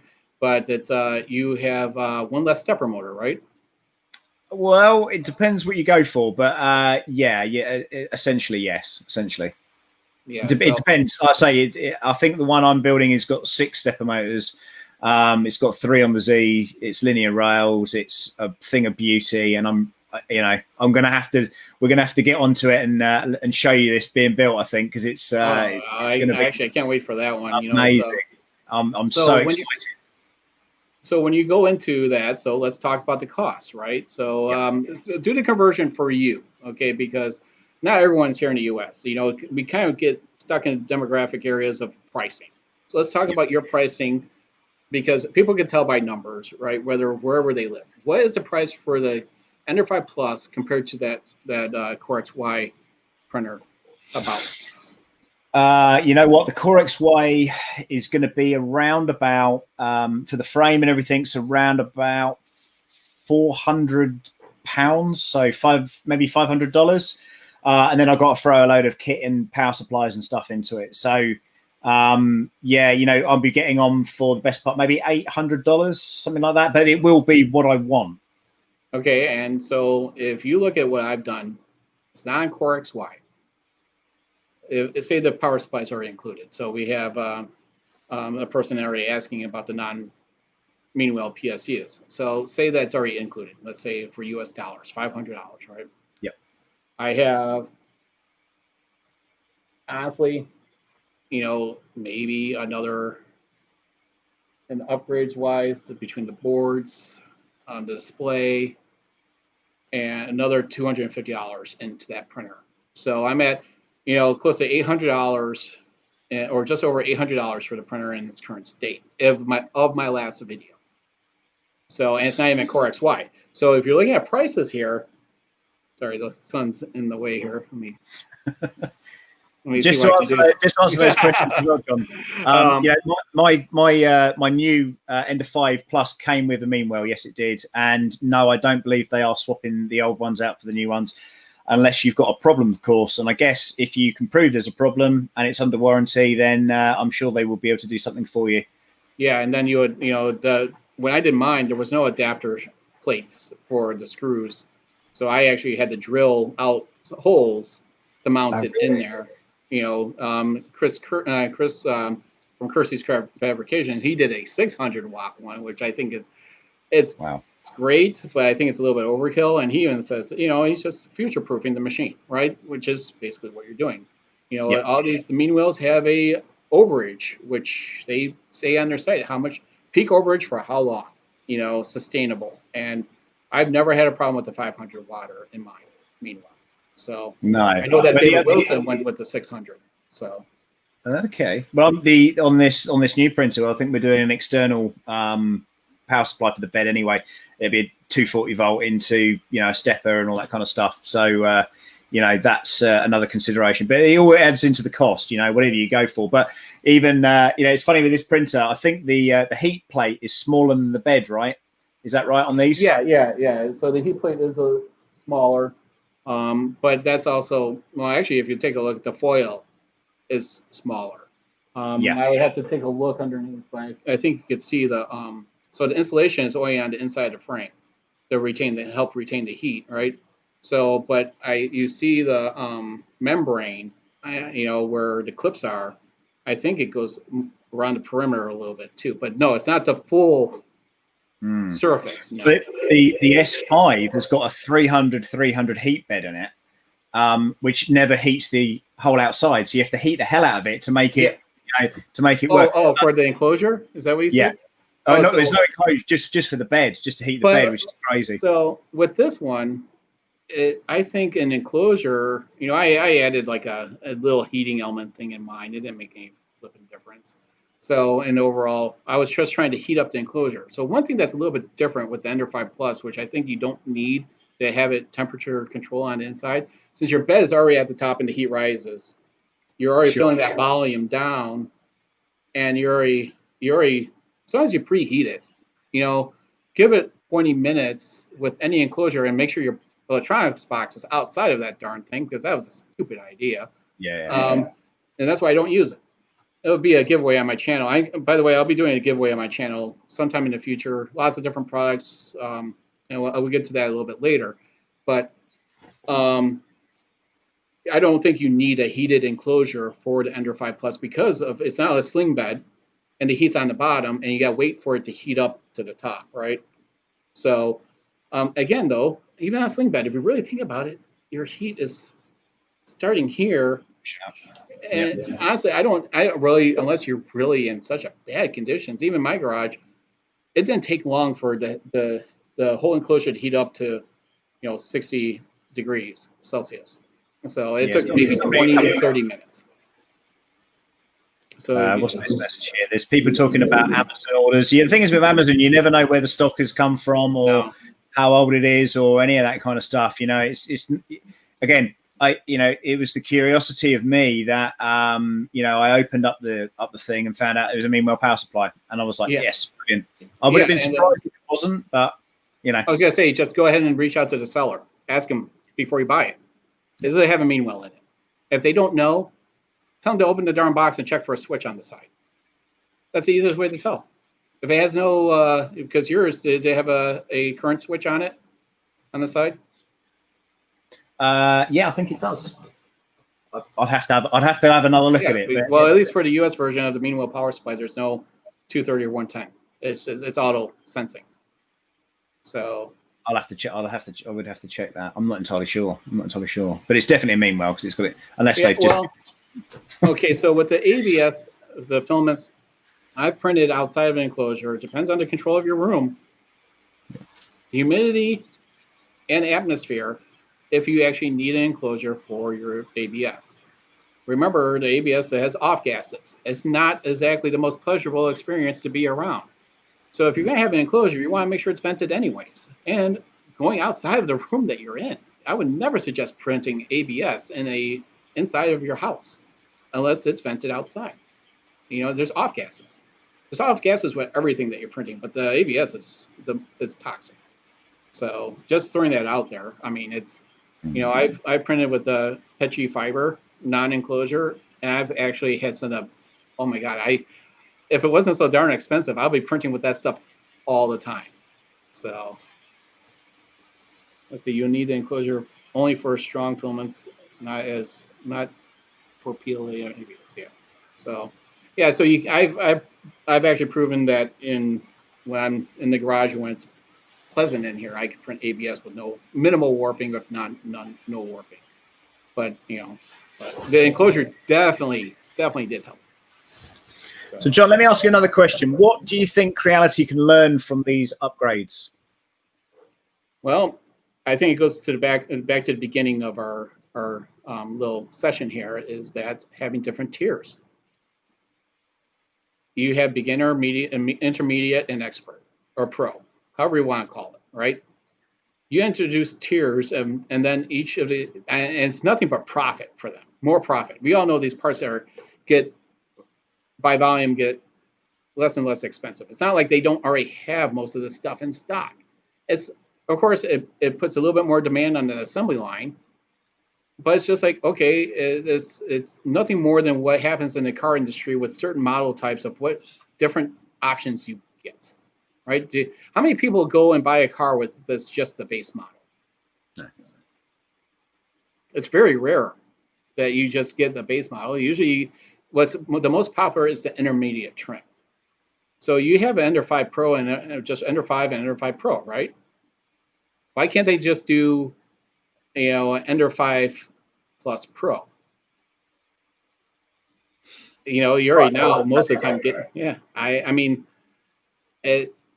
I really think as they want to evolve, they need to compete, and to compete, you need to change some of your marketing models here. So, I mean, I think it's the people here, like what's going across the bottom here. What do you think? Or is what I'm asking for a stretch?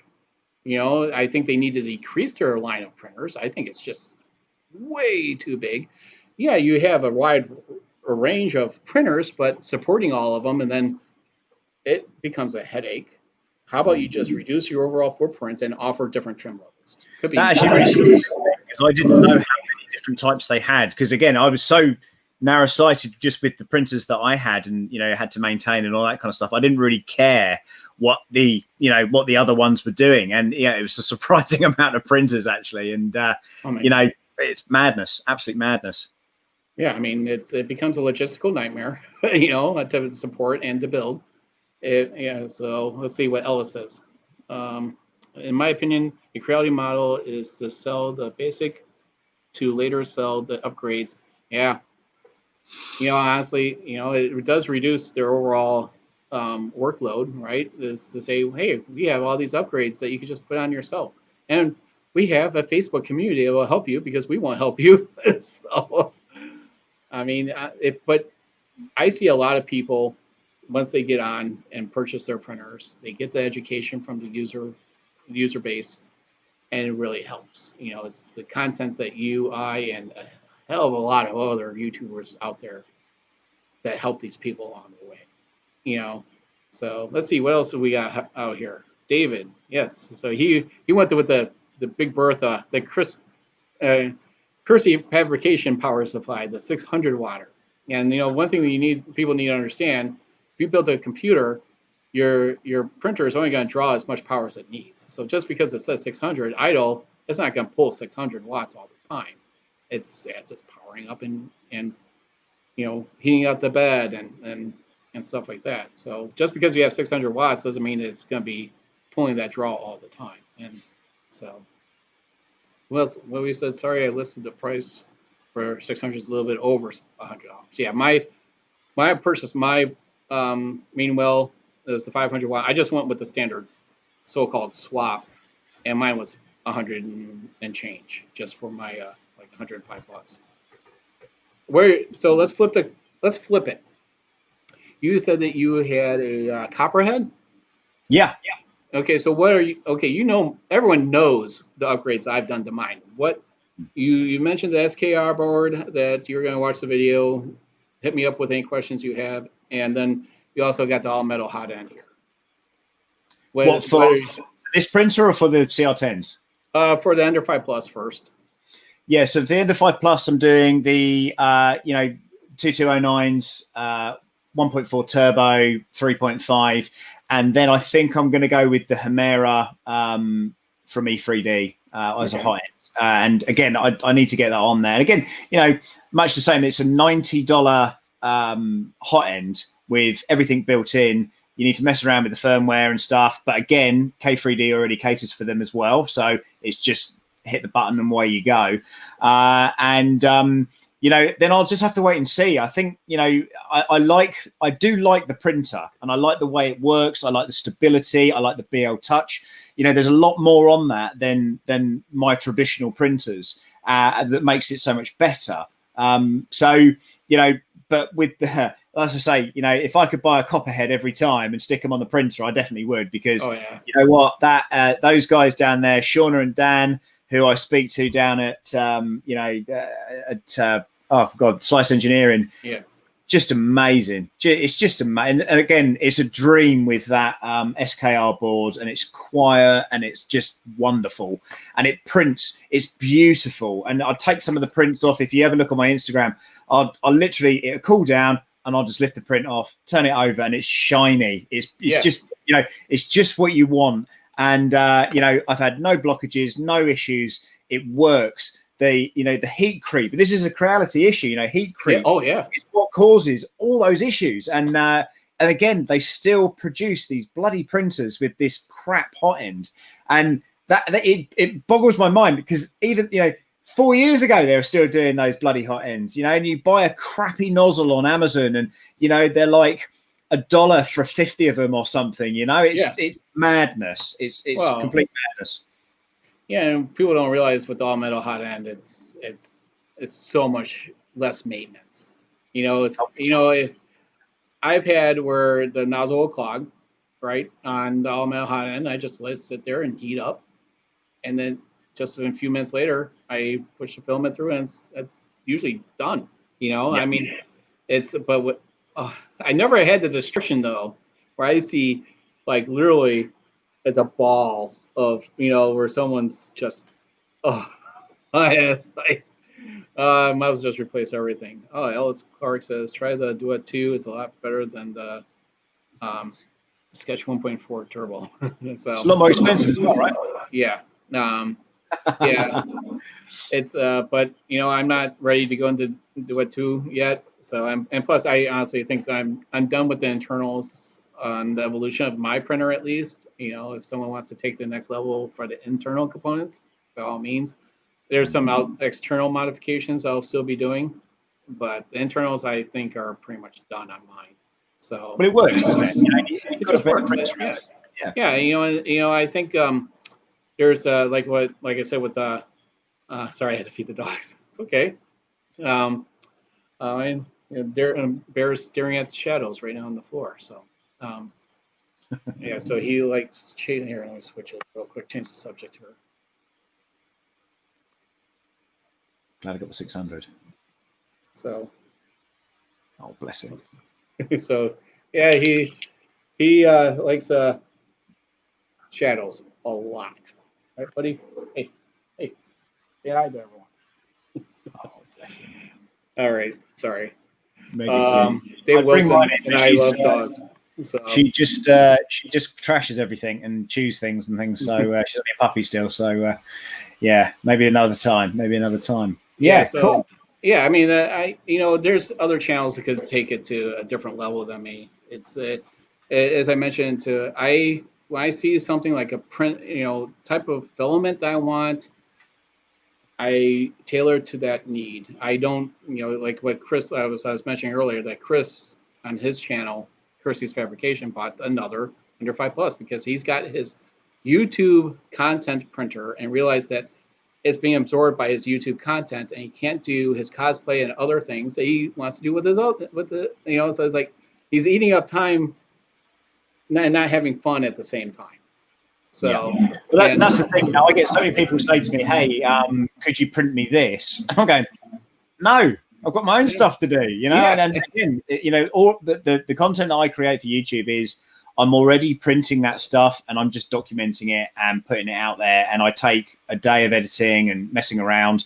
I wish there was a company that I could just chuck all the footage to and they do all the stuff and then I just hit the button. But, I'm sure there's somebody out there that does that or, hire a production company or whatever. But for what I do, it's small fry stuff, really. Yeah, I mean, for us, the smaller YouTubers that don't have it's like we rely on the printer for what we actually intended the purpose of. And it's like, okay, I'm making a modification. I'm going to show you what I did, but I'm also using it for my own. Like I have, let me switch the camera again here.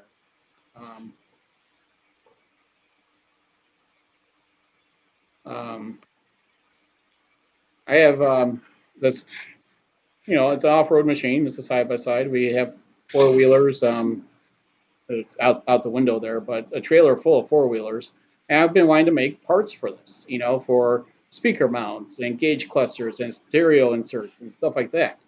That's why I got this printer for. I didn't do it thinking that I was going to be creating a YouTube series of the evolution of it. So, it's like you said, I got my own stuff to build with it. And I haven't even gotten to it yet because every time I see it, like, oh, there's a filament I want to print. Wait, no, I can't do it because I need to upgrade something on it to do it. Oh, there you go. Look at that. So Dave, his box is all external. So all of his wiring on his channel is all external. And it's great about it is that it's easy to get to and you don't have to worry about it. That's so that point then, that section in the middle, did you leave that in? Because that adds stability to the frame, right? I'm sorry, the what? So you're saying all his stuff is external, and I kind of think I thought about maybe doing that kind of thing, but that middle box that remains. Yeah, that's a good question there, David, because you got rid of your box altogether. Can you throw that in the chat? It does add some rigidity to the frame itself. It's part of the frame, basically. Oh, I'm hearing myself. Is that me? Don't do what I did earlier, and then just have that cyclic madness that went on. Yeah. No, I think it's gone now. Yeah. So that's a very good question, Sam, because if you're removing the box, it does add a little bit of rigidity to it. So I would think just another 20/20 across the bottom, just one piece would solve that if you worry about structure. But David is the key person to ask. I do, I like what you've done with yours, and I think it'd be good for me to follow that process, and as lots of other people have, and lots of people. It's funny because Greg a minute ago when he said that he'd followed the video, but I didn't realize it was yours. So no, I haven't tried a ruby nozzle. It's I don't know. Okay, fill me in on that. What's a ruby nozzle? Oh, it's got the end is basically a ruby or part of a ruby, and the idea of it is it's supposed to be fluid with the motion. So the filament extrudes better, and it's supposed to be non-blockage and all that kind of stuff. But you know what? Nozzle X from E3D is supposed to be amazing and a phenomenal thing. the hot ends from Slice Engineering are damn expensive, but they work really well. They work really, really well. And, you know, if all my printers had those on it, I'd be very, very happy. But I think I was pushing my luck when they sent me one for free, and you know, and they, you know, they allow you to get money or make money out. You get a discount. You know, I get money back on it and all that kind of stuff, which I'm definitely not interested in. But you're not allowed to make orders for yourself and get the discount. So I was like, man. right. Okay. So that kind of sucks. But, you know, and again, because it's in the States, it's, you know, it's expensive to bring stuff across, and there's import fees and taxes, and, you know, it's all that kind of stuff. Well, you know what, that Ruby nozzle, you know, maybe I will look at it at some point if I'm feeling a bit flush, and I don't know, it's, I went Nozzle X as well, ES6, brilliant. You know, again, they're based in Oxford, E3D. They're literally just up the road from where I live. I've got a meeting with those guys. I want to do some filming there, and I want to talk about what we're doing with, you know, with these Crealities. And the whole point of my channel and what I'm trying to do is, you know, I was taking the S5. I'm trying to make it better. I'm trying to make it this functional printer. And, you know, there must be 4,000 users of the CR10 S5 in our community. And it was about, you know, I guess showing them actually the problems that you're having are maintenance and quality issues. And if you fix those two things and know how to fix your printer, you know, the world's your oyster. You should be fine. Yeah. I mean, I think one of the biggest issues that I didn't really point out for the Ender 5 Plus is where you load the darn filament, man. In the back. I mean, that's actually why I built the cart, just so I could swing it out to change the filament.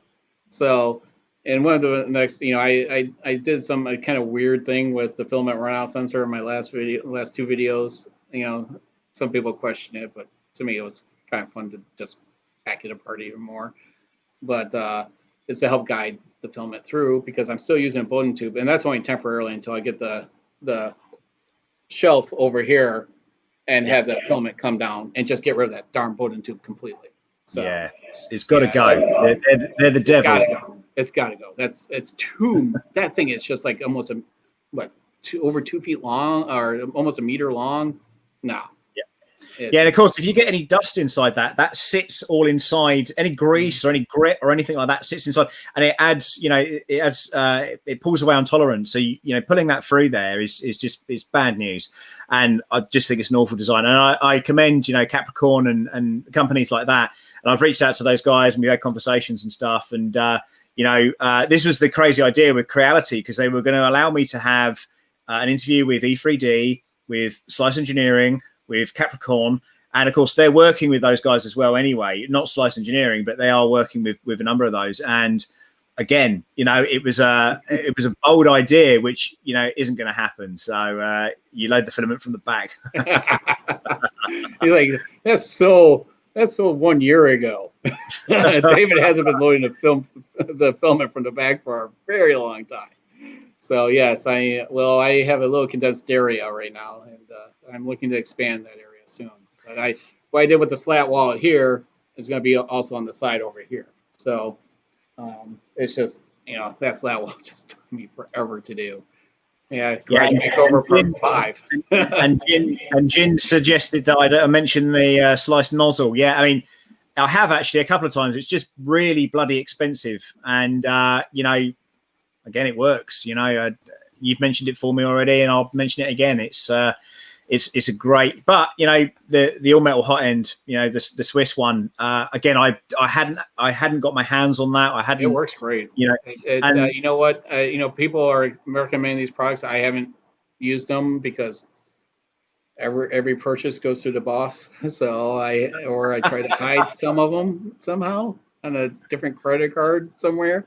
You know, oh, when'd you get that? Oh, I've had it for a while. It's just been in, you know, one of those drawers. Yeah. So, yeah, that one has all drawers. But yeah, someday I'll go have a video going through my drawers. I know it's going to sound great, right? But they're all loaded with tools. I mean, I fix almost everything myself. But yeah, it's a matter of I have a budget for almost like every video. And the drone was my last one that was a splurge for myself, because I I've been wanting a drone for a long time. It didn't do that well because I purchased it on my own. I wasn't endorsed by DJI or anything, but it was just something I wanted for a long time. And it's something about just flying over and just the views you get. So, what did you go for? What's that? I went with the Mavic Mini. Okay, right. Yeah. So I've got the Mavic Air. Oh yeah, that's a really good one. Yeah. I do like it. Yeah. So it's I went with the Fly More, and it's nice and very compact. Beautiful. Yeah. So yeah, it's I enjoy it, So, but yeah, so that wasn't a really budget friendly video. It cost almost as much as my Ender 5 Plus. So It's like, but when it's like, it'd be nice to get endorsements, but me and you, it's a matter of, do they really want the honest opinion or not, right? So, well, this is the thing. People buy from people, John, and my stance on this. And I put a couple of videos out today, and one in particular was this. I was beta trialing something, a product which is launched in the UK, and it is atrocious. It's not good at all. And I held back on releasing it because I felt like I really want to like it, but I'll give it another chance. And it doesn't work. It just doesn't work. So, and that's what I've said. You have to give an honest view, because here's the problem. Yeah. If you say something is good when it's not, and everybody then trips up on that, they're going to come to you and say, hey, you know what? I bought this on your endorsement and it's rubbish. Yeah, and it's going to wear you down, and people are going to troll you and whatever else. And, but the same thing goes, if they buy something and, you've got one with a Meanwell and everybody else doesn't have a Meanwell power supply and they have things being fried, whose fault's that then? It's a difference. It's a difference of opinion. So listen, we're going to wrap this up, John, but I'm just going to ask you, are 3D printers trying to kill you? Oh my God. They're dangerous. I had 2 legs before I started this journey. Oh boy. No. Just, what, guys, if you're going to do anything internal on yours, ripping it apart, there's two precautions. Make sure that it's unplugged for a long time. Let the capacitors drain out of your power supply and everything, and use a ground strap. Right? I mean, boards are not as, they can handle a static load. Just think about when you walk across the carpet and you get shocked. There's electric static everywhere. It's best practice to use a ground strap. But as far from killing you, use proper safety, and if anything, the wife will kill you, or your significant other, or your husband, for buying too much 3D printing stuff, or kill you for being in the garage for too damn long, and they're in the house because we're in the middle of a pandemic and they don't see you as much as they expect to see you more, because some of you are working from home like me, and I'm gone longer. I'm okay with buying stuff. I can buy whatever I want and have whatever I want. And we've got 2 lounges or 2 living rooms, so this is kind of the man cave where I do all the filming and stuff. And I've got the garage and workshop and stuff. But if anything encroaches into the other living room, like when I was building printers and things, and I get this look, and this needs to be gone by Thursday. What are all these little squeaky ducks doing here? What's all this, and you get that's kind of what I get. So I don't get such a harsh time, really, to be completely honest. But if it burnt my house down, I don't think she'd be too impressed with anything that but that's really good advice, John. And listen, again, thank you. I hope we can talk some more in the future. Oh yeah, I would love to do like a collaboration. Like I said, I have a huge interest in. When you reached out to me, I knew exactly who you were. I was like, wait, I know that name. And I'm like, oh yeah, the droid guy. And because I want to build, maybe we could do I'm trying to dodge this window over here. I feel like I'm blowing. I feel like I'm going towards the, stay away from the light, John. I really want to build a droid. So R2D2 is one of the ones, like I told started when we first chatted. I want to build one, and I'm into RC cars, You got it all going on. Yeah. And again, it's no different really from from building an RC car, really, and certainly from the control point of view, anyway. But it's opened some doors for me into film and TV and all sorts of crazy stuff. But the majority of the work that I do with the droids is all for charity, and we had a droid builders event last week, which raised £8,500 for Mind, which is Calm rather, which is an anti-suicide charity in the UK, and it's all about men's mental health and all that kind of stuff. So it's, again, it opens up so many levels, and a bit like your YouTube channel, you never know who you're going to meet or who you're going to speak to or who you're going to inspire. So thanks, and keep up the hard work. It's same with you, man. It's really good. I look forward to having another stream with you, and we could help. Hopefully, now not since we've already said our concerns about Creality, I think our next stream will be a little bit different. So yeah, absolutely. So, maybe we get them on. Yes. And maybe we could also invite some guests. So, all right, Sam. I know it's running late for you. You're across the pond. Thank you, catch sir. everyone later. Hey, thanks for everyone that joined. Great talking to everyone. Cheers, guys. Thank you. See you soon.